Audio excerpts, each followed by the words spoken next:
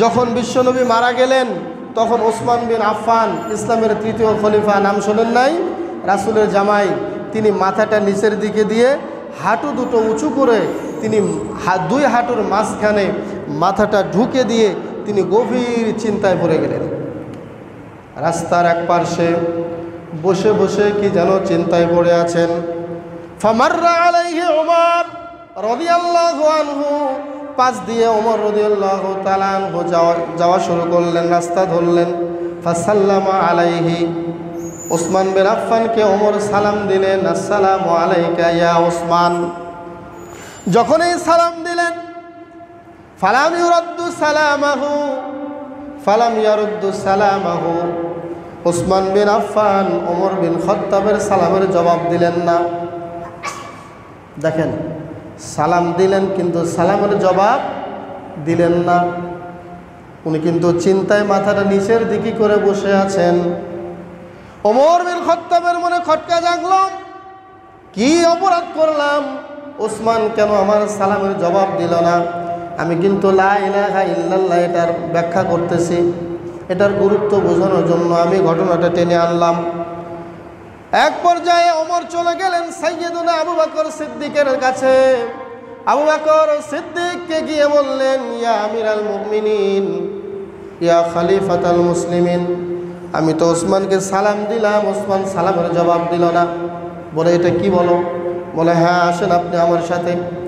ওসমান বিন আফফানের কাছে এবার দুজন চলে গেলেন। ফাসাল্লামা জামিআ, সহিহ বুখারীর বর্ণনা বলছি, দুইজনে একসাথে ওসমান বিন আফফানকে এবার সালাম দিলেন। সালাম দেওয়ার পরে এবার ওসমান ঘুরিয়ে দাঁড়ালো, দাঁড়িয়ে বললেন, আপনারা হঠাৎ করে আমার এখানে? এবার আবু বকর বলছে, ভাই ওসমান, আপনাকে ওমর সালাম দিয়েছে, আপনি সালামের জবাব দেন নাই, কারণটা কি? বলছে, কোথায়? আমার কাছ তো ওমর আসে নাই, আমি তো সালাম শুনিও নাই। এবার আপনারা বলুন, ওসমান কি মিথ্যা বলতেছে নাকি? জীবনে কোনোদিন একটা মিথ্যা কথা বলে নাই, জান্নাতের সুসংবাদ প্রাপ্ত সাহাবী, দুনিয়াতে বেঁচে থাকতেই জান্নাতের সার্টিফিকেট পেয়েছেন, একটা কথাও মিথ্যা বলেছেন বলে প্রমাণ পাওয়া যায় না।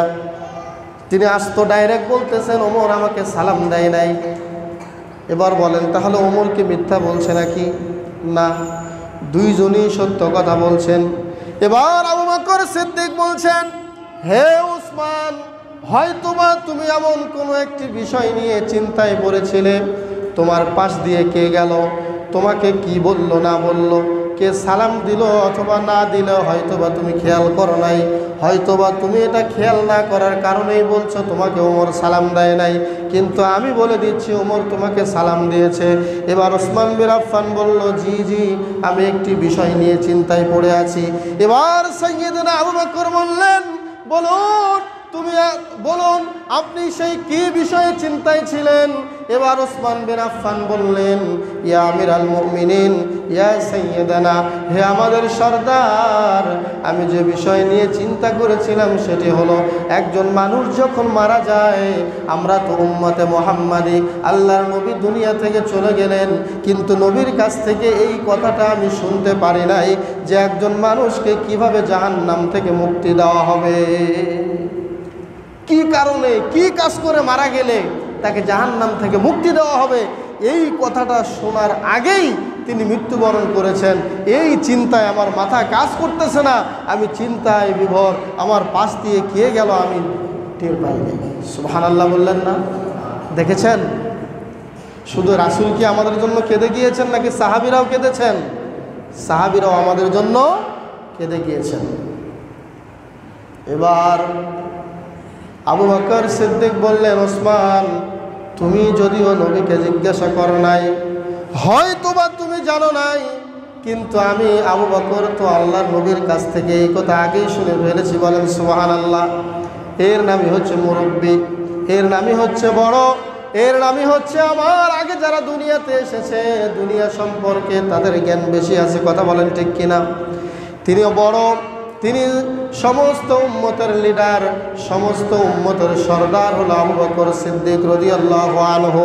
তিনি বললেন, ভাই ওসমান, তোমাকে আমি বলি, আমি নবীর কাছ থেকে শুনেছি, মান কবিলা মিন্নিয়াল কালিমাতুল্লাতী আররাস্তু আলা আম্মি ফাহিয়া লাহু নাজা। হে আমার সাহাবীরা শোনো শোনো, আমি আমার চাচা আবু তালেবের কাছে যেই কালেমাটা পড়তে বলেছিলাম চাচা ওই কালেমাটা বলেন লা ইলাহা ইল্লাল্লাহ। এই কালেমাটা আপনি পাঠ করে মারা যান, বাকিটা আমি দেখব। আল্লাহর কাছে আপনার জন্য আমি আল্লাহর কাছে ক্ষমা চাবো। কিন্তু আমার চাচা আবু তালেব ওই কালেমাটি পাঠ করে নাই, কিন্তু আমার উম্মতের মধ্য থেকে যারা এই কালেমা পাঠ করতে করতে একদিন মারা যাবে, আমার ওই উম্মতকে একদিন না তো একদিন আল্লাহ জাহান্নাম থেকে মুক্তি দিবেন। বলেন সুবহানাল্লাহ। চিন্তা করেছেন? তাহলে আল্লাহু লা ইলাহা ইল্লাহু এর গুরুত্ব কম না বেশি? মানুষ যখন মারা যায়, মারা যাওয়ার মুমূর্ষ অবস্থায় কোরআন তেলাওয়াতের কথা আল্লাহর নবী বলেন নাই, কোনো অনুষ্ঠানের আয়োজনের কথা আল্লাহর নবী বলেন নাই। আল্লাহর নবী শুধু বলেছেন লাকিনু মাউতাকুম লা ইলাহা ইল্লাল্লাহ। তোমরা তোমাদের মুমূর্ষ ব্যক্তিকে লা ইলাহা ইল্লাল্লাহর তালকিন দাও।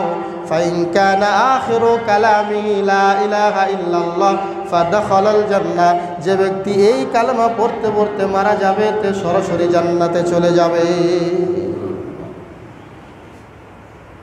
ভাইরা আমার, এটা ব্যাখ্যা করলে আরও অনেক দূরে চলে যাবে। মাত্র 1 নম্বরে আসি, সময় খুতবার সংক্ষিপ্ত সময়। তাহলে 1 নম্বরে আমরা কি পেলাম? আল্লাহু লা ইলাহা ইল্লাহু, তিনি আল্লাহ যিনি, তিনি ছাড়া আর কোনো ইলাহা নাই।